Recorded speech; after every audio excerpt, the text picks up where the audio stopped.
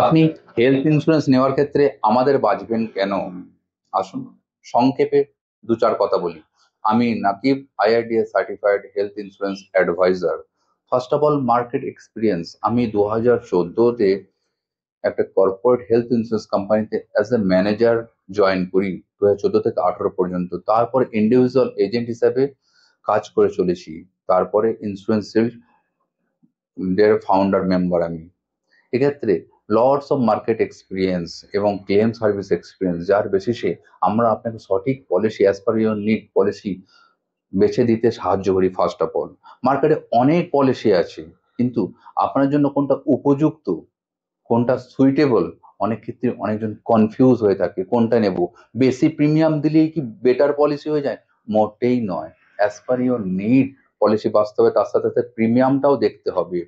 আমাদের কাছে almost all কোম্পানির পলিসি আছে, HDFC, Reliance, Bajaj, star health, national, United India, new India, নিবা, বুপা, কেয়ার এবং টাটা এবং আরো অন্যান্য কোম্পানির সবই পলিসি আছে। যেখানে যার রিকোয়ারমেন্ট, যেমন রিকোয়ারমেন্ট বলতে ধরুন কারোর ম্যাটারনিটি ফিচার লাগবে পলিসিতে, শুধু ডেলিভারি নয়, বাচ্চারও টেক কেয়ার করতে হবে, তাহলে কোন পলিসিতে আছে? আপনারা যদি অনলাইন পলিসি কিনে সার্চ করেন, বেশিরভাগ ক্ষেত্রে দেবে ডেলিভারি কস্ট কভার করছে, অনেকে না বুঝে নিয়ে যায় বাচ্চাকে কভার করছে না। সেক্ষেত্রে আমরা তো আছি, আমাদের মতো আরো অ্যাডভাইসার মেবি আছে মার্কেটে, বাট আমরা এটা আপনাকে বেটার ওয়েতে প্রোভাইড করবো। কারণ কারণ আমাদের কাছে সব কোম্পানির পলিসি আছে, অলমোস্ট সব কোম্পানির। আর মনে করুন কারো বেরিয়াটিক সার্জারি প্রয়োজন, এখন সে মোটা হয়ে গেছে, ভবিষ্যতে সার্জারি করে রোগা হতে চায়, কোন কোম্পানিতে এই কন্ডিশনে পলিসি নিয়ে পরবর্তীকালে ক্লেম দিতে পারবে, এটা আপনার পক্ষে জানা সম্ভব নয়, অনলাইন সার্চ করেও জানা সম্ভব নয়। সেক্ষেত্রে ডেপথ নলেজ লাগবে, মার্কেট এক্সপিরিয়েন্স লাগবে, সেটা আমরা আপনাকে প্রোভাইড করতে পারবো। সাপোজ মনে করুন চোখে কারো লেন্স আছে, সেই লেন্সটা অপারেশন করতে চায়, সেটাও কি মেডিক্লেম থেকে সম্ভব? ইয়েস, এটাও সম্ভব, এর জন্য এক্সপিরিয়েন্স লাগবে।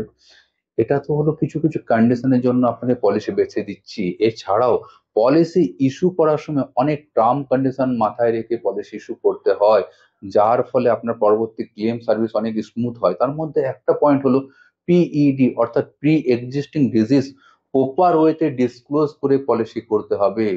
মার্কেটে প্রচুর ক্লেম রিজেক্ট হয় because of non disclose of pre existing disease. Yes, অনলাইনে আমাদের যে বন্ধুরা পলিসি কিনে থাকেন, বেশিরভাগ ক্ষেত্রে প্রি এক্সিস্টিং ডিজিজ ডিসক্লোজ না করেই পলিসি করেন। মনে করুন কারো সুগার আছে, প্রেশার আছে, থাইরয়েড আছে, লাইফস্টাইল ডিজিজ, কারো হার্ট প্রবলেম হয়ে আছে, ব্রেন ডিজিজ হয়ে আছে, সেক্ষেত্রে কি করে তারা ভয় পায় যে অনলাইনে যদি আমি ডিসক্লোজ করি, যদি পলিসিটা না নেয়।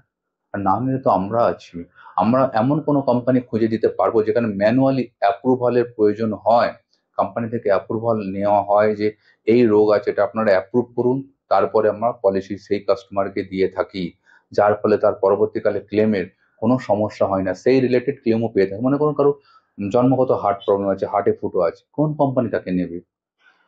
অবশ্যই এটা ম্যানুয়াল অ্যাপ্রুভালে পাঠাতে হবে, বিশেষ বিশেষ কোম্পানি আছে যেখানে নেবে। কারো ব্রেনে প্রবলেম আছে, তো এই ধরনের কারোর ক্যান্সার হয়ে এখন ভালো স্টেজে ফিরে এসেছে, তাকেও পলিসি দেওয়া সম্ভব। এক্ষেত্রে কোন কোম্পানিতে পলিসি নেবেন আমরা সেটা বেছে দিতে পারবো। এক্ষেত্রে এখানেই হচ্ছে আমাদের মেন কাজ, যে আমরা আপনাকে সহায়তা করব আপনার সঠিক পলিসি শুধু বেছে দিতে নয়, যাতে ক্লেমটা পরবর্তীকালে পান, যার জন্য আপনারা পলিসি করছেন। এতে হলো at the time of policy বাছা এবং পলিসি ইস্যু, কিন্তু আফটার সেল সার্ভিস, যদি কেউ অনলাইন বা ব্যাংক থেকে পলিসি নিয়ে থাকে, আফটার সেল সার্ভিস একটা বড় ফ্যাক্টর হয়ে দাঁড়ায়। আমাদের কাছে বিভিন্ন সময় ফোন আসে যে আমি এজেন্ট সাপোর্ট পাচ্ছি না বা কোম্পানি থেকে সাপোর্ট পাচ্ছি না, অনেক রকম কোয়ারি আসে। সেক্ষেত্রে আফটার সেল সার্ভিসটাও বড় ব্যাপার। আফটার সেল সার্ভিস অর্থাৎ পলিসি তো ইস্যু হয়ে গেল, ক্লেমের সময় মাথায় অনেক প্রশ্ন আসবে, আরে বেড রেন্টে কোনো ক্যাপিং নেই তো, আমি এই রোগটা কি এখন পাবো না, এখন ওয়েটিং পিরিয়ডটা পার হয়নি। সেক্ষেত্রে আমরা কি করব? আমরা প্রতিটি স্টেপে স্টেপে গ্যাজুয়ালি অলওয়েজ পার্সোনাল কন্ট্যাক্ট মধ্যে ওভার দ্য টেলিফোন আপনাকে গাইড করতে থাকি।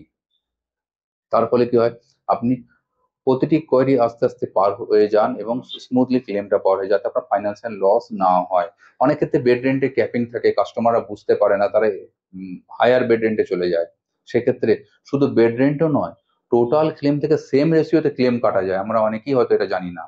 আমরা সেটা গাইড করতে থাকি। কোনো কোনো প্যাকেজ থাকে, অ্যাবোভ প্যাকেজ হসপিটাল বিল করে থাকে, তখন আমরা গাইড করে দিই, দাদা এই অ্যামাউন্ট আপনারা পে করবেন না। আবার কখনো কখনো টিপিএ বা কোম্পানির তরফ থেকেও ক্লেম সার্ভিসে মিস্টেক হয়। যে ক্লেম সার্ভিস যারা দিচ্ছে কোনো কোম্পানির হয়েছে, টিপিএ হতে পারে বা ডাইরেক্ট কোম্পানি হতে, তারাও তো মানুষ, সেখানেও মিস্টেক হয়। সেই মিস্টেক গুলো আমরা কিন্তু পর্যালোচনা করি, দেখি যে মিস্টেকটা কার। কখনো হসপিটালের তরফে মিস্টেক হয়, বেশি বিল করে। আবার কখনো ক্লেম সার্ভিসেরও ডিসপুট হয় কোম্পানির তরফ থেকে। তখন বেশিরভাগ ক্ষেত্রে টিপিএর মাধ্যমে পলিসি হলে আমরা টিপিএর সাথে কথা বলতে পারি। আমরা কথা বলে অ্যাডমিট থাকাকালীন, পেশেন্ট অ্যাডমিট থাকাকালীন সলভ করার চেষ্টা করি, এবং বেশিরভাগ ক্ষেত্রে সলভ হয়ে যায়, যাতে কাস্টমারকে বেশি পে করতে না হয়।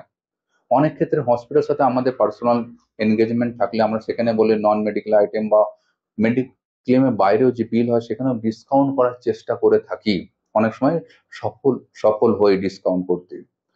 এ তো গেলো ক্লেম হওয়ার সময়, এবং ক্লেম পরেও কিন্তু সার্ভিস দরকার হয়। ক্লেমের পরেও প্রি পোস্ট হসপিটালাইজেশন এক্সপেন্স, অথবা যাদের ক্যাশলেস হলো না পুরো বিলটাই আগের পরে হসপিটালে, সেটা কোথায় সাবমিট করবেন, কে ফর্ম ফিল আপ করে দেবে, সঠিক উপায়ে ফর্ম ফিল আপ করাটাও প্রয়োজন। এবং কোথায় সাবমিট করবেন, যে ডকুমেন্টগুলো পাঠাবেন তার দায়িত্ব কে নেবে, সেটা আমরা নিয়ে থাকি।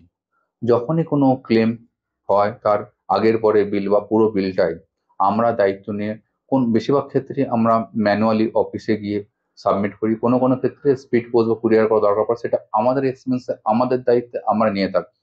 এখনই কিন্তু আমাদের দায়িত্ব শেষ নয়। এরপরেও সেই ক্লেমটা যতক্ষণ না সলভ হচ্ছে আমরা কন্টিনিউয়াস ফলো আপে রাখি, তার ফিডব্যাক কাস্টমারকে দিতে থাকি। কোনো কারণে রিজেক্ট হয়ে গেল সেটা পর্যালোচনা করি, কেন রিজেক্ট হলো, আবার যাতে রিগেন করা যায় সেটাও আমরা চেষ্টা করি। আর যদি কোনো কোয়ারি হয়, অনেক সময় ক্লেম ফর্ম সাবমিট করার পরে কিছু কোয়ারি থাকে কোম্পানির তরফ থেকে, সেটাও আমরা কাস্টমারকে বলি যে আপনার এই ডকুমেন্টটা দরকার। কাস্টমার থেকে সেটা বাই হোয়াটসঅ্যাপে বা হার্ড কপি লাগলে আমরা বাই কুরিয়ারে বা ম্যানুয়ালি নিয়ে আবার সাবমিট করি। যতক্ষণ না ক্লেম ইস্যু সলভ হচ্ছে ততক্ষণ সাথে থাকি, পাশে থাকি। আশা করি সহজে সংক্ষেপে বোঝাতে পারলাম। এছাড়া আরো অনেক অ্যাক্টিভিটি আছে আমাদের। আরো বেশি জানতে হলে আমাদের ওয়েবসাইট ভিজিট করুন এবং আমাদেরকে পার্সোনালি কল করতে পারেন আমাদের দেওয়া নাম্বারে। Thank you.